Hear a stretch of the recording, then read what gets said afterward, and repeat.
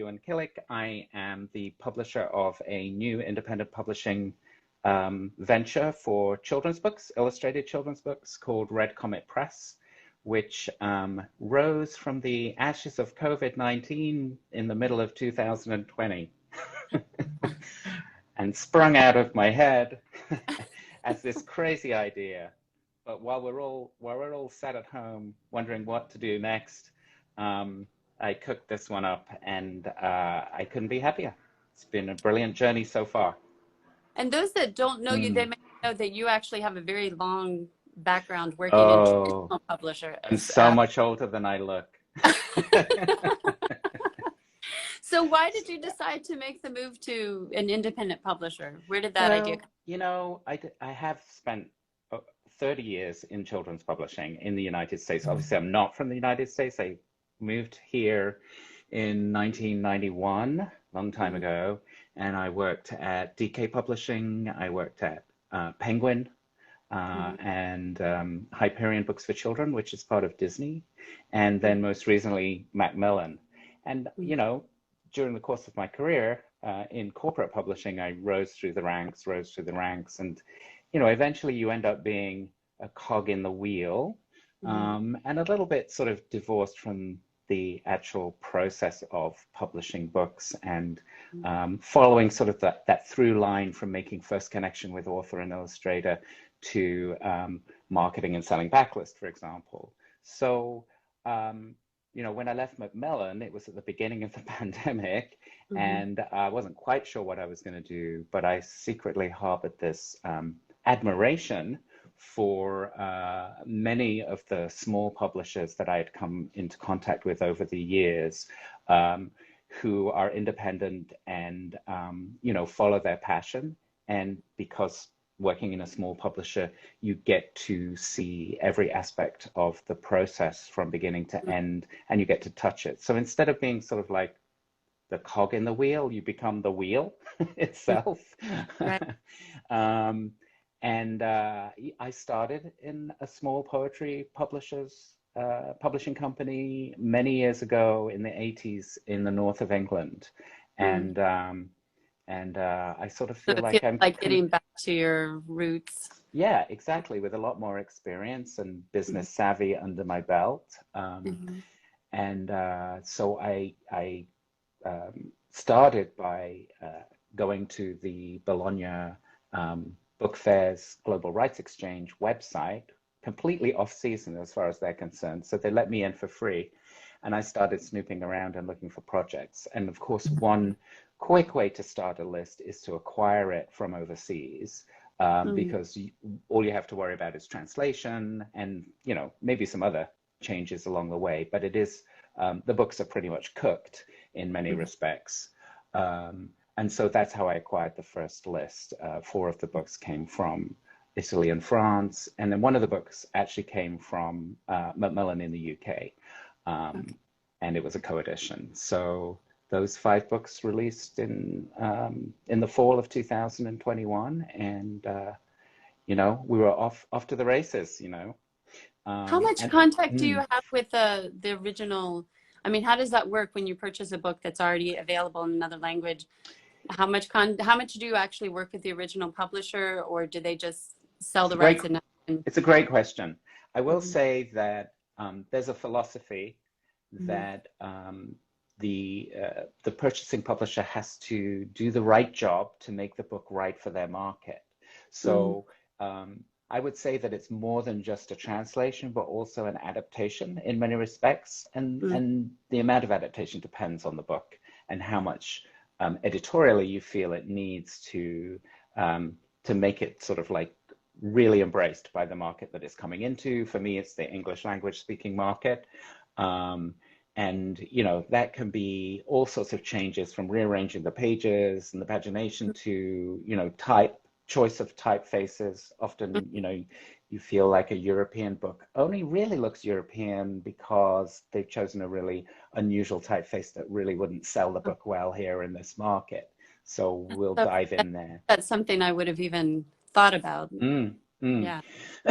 So they give you a fairly liberal license, most of them. most of the publishers.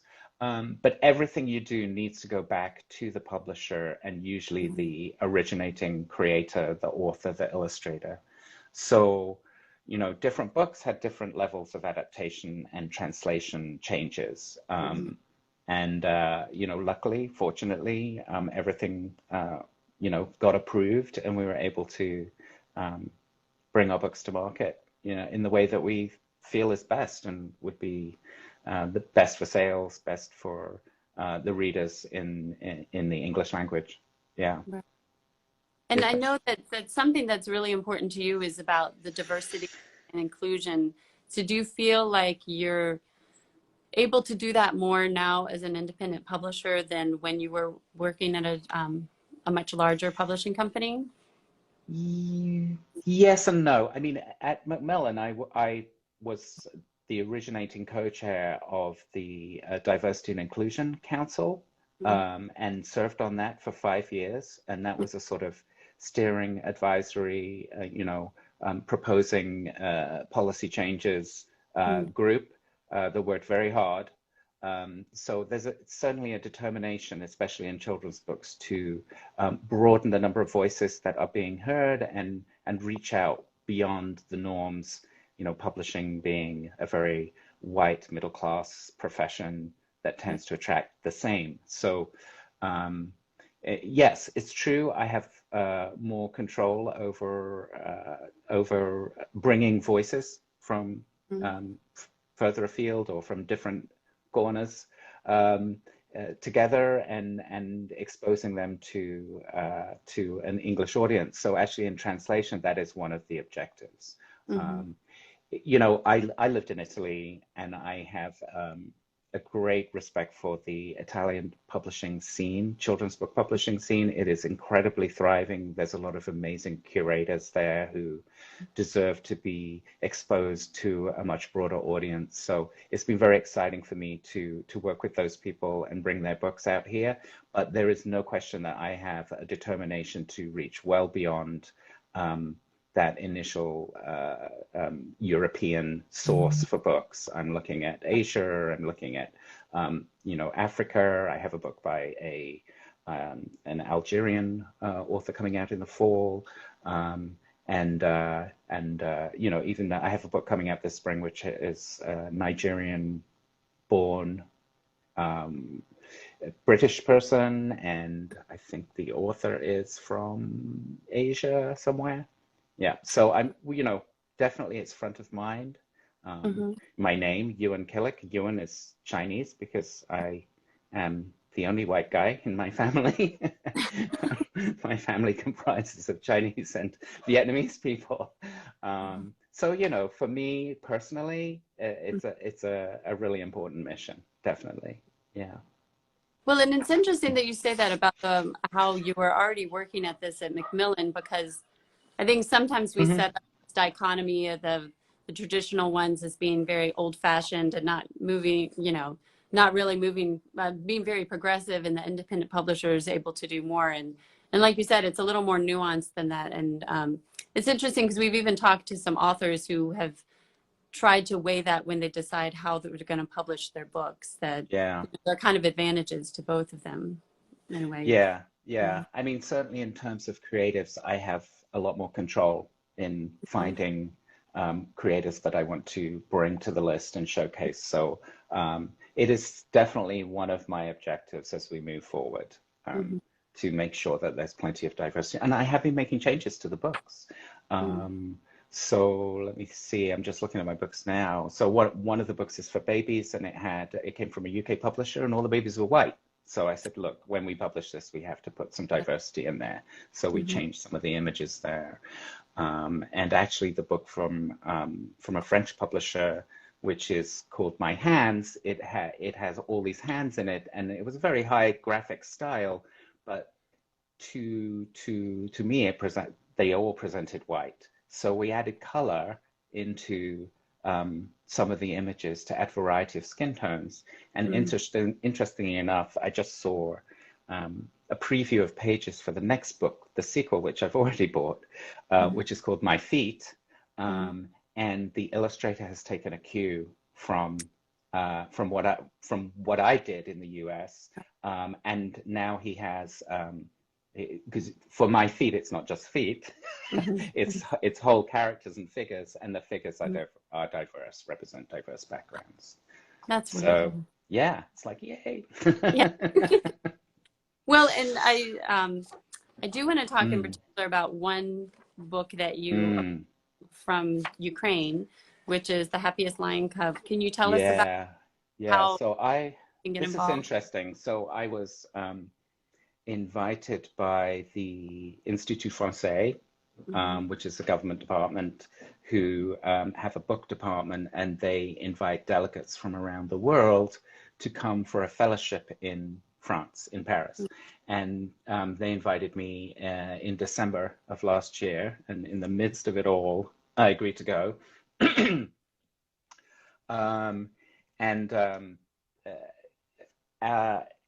Out of that, so basically it's 12 different delegates from around the world. And interestingly enough, I was the only native English speaker in the group, because they really were from Japan and Tunisia and Turkey and all around the world. In our conversations, someone actually said to me, "Oh, you have a new press, you should check out the Old Lion Publishing company in Ukraine. They do some wonderful books."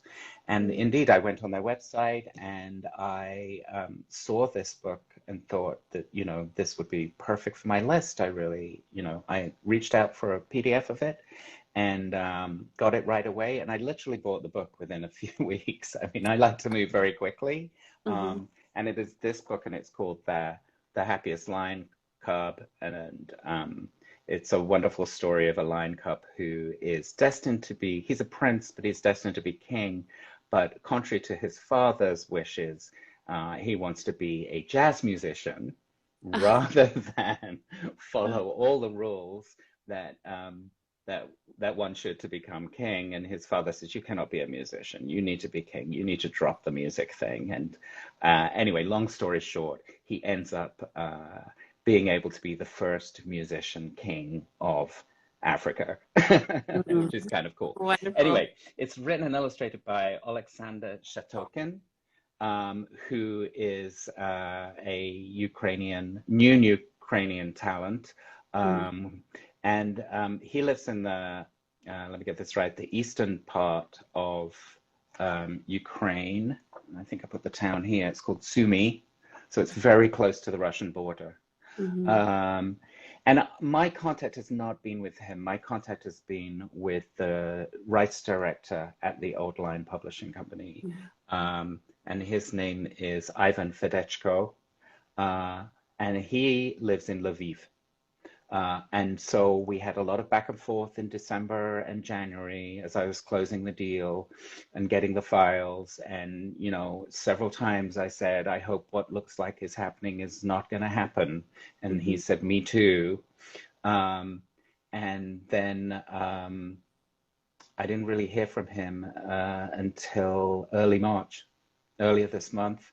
I reached out to him to see what was going on, and he sent me a pretty desperate email explaining that he was fine and he's with his family. And of course, at that time, Lviv, is on the border with Poland, and seemed like one of the safest places to be in Ukraine as the invasion was beginning. So he said that he had been planning to go to the Bologna Children's Book Fair, which is next week, but he now was staying home with his family to look after them. And he has a 3-year-old son and a 3-month-old daughter. And so I had a couple of emails back and forth with him, and I have heard nothing since the 4th of March. So all I can hope is that it's because they have no electricity or they have no Wi-Fi, and he has to focus on what he's doing. So I just hope and pray that they're okay. Yeah, it's a really awful situation. It's such an awful situation, but especially when you actually have a personal connection, that really brings it home to. Right, and it was someone I had just met who, you know, was so, you know, is one of those people who are just so full of enthusiasm, and you connect with them, and you get along really well. And we were sending all these, you know, we had a great sort of rapport over email. Yeah. So I just hope that they're all okay. Right. Yeah. And so people should know that if they go to your website, they can pre-order this book. Yeah. And one way It's an indirect way, definitely, to support the publisher and to support the author. And we always have a variety of places where you can buy the book from on our website. So you can go to bookshop.org or Barnes & Noble or whoever your chosen vendor is to place a pre-order if you wish. Yeah. And actually, this is just a printout, staple bound. You know, it's not the finished book. I just use this to help promote it, take it to show people like you. Looks like such a beautiful book. Oh, it's spectacular. It's got that sort of retro feel to it, but it's also very modern in its storytelling, and it has some really great drama, which one always wants to see. You know, picture books should have some sort of this I think is just brilliant. That if that isn't feeling dejected, I don't know what is. Right. As it rains. Yes. Yeah. And I love that, even though, I mean, from a Ukrainian author, Ukrainian publisher, set in Africa, but with themes that I think everybody can relate to. Right. It's not about Africa. It's really about following your passion, you know, and not being deterred by others. And the resolution is very positive and uplifting. Yeah. Well, and so can you give us something to look forward to about what other books you have coming out? Oh, so that one's coming out in September. And what else do I have? Let's see. I'm surrounded by 3 piles, each list. The first list, the second list, the third list. Well, you mentioned some of them, like the Algerian one. Yeah. So that is actually the Hands book here. And this is the French copy, My Hands. And, you know, as you can see, how the hands, and this is a brilliant book. It's so simple, but it has basically a verb on every page. And there are sequential storytelling within it. So some of them follow each other. Often it's denoted by color. But I have a sample, just like I showed you for the Happiest Lion Cub, that I made that shows the US. And you can see, let's see, I'll find an example. You see the hands there. Right. So we made that little editorial change on this book. And it's 128 pages, but it is for a really young reader. And it's really quite brilliant how you could use it with kids and they can guess what the verbs are, and they can story tell from the images. So obviously there's a hammer and a nail, and then there's a picture. So, you know, there's a beautiful connection there just in that spread. So I think I'm pretty excited about, there we go, there's another one with slightly different colored skin tones. Yeah. I could go on forever because I have loads of books coming out. Well, maybe I'll have to have you back on. Yeah. That would be great. Well, thank you so much for joining us. I just looked at the time and realized how long it had gone. So I want to be respectful of your time, but thank you so much for joining us. It was wonderful to talk with you, and I hope everybody goes and checks out your website. It's Red Comet Press, and we look forward to see what's coming out next. Thank you so much, Leanna.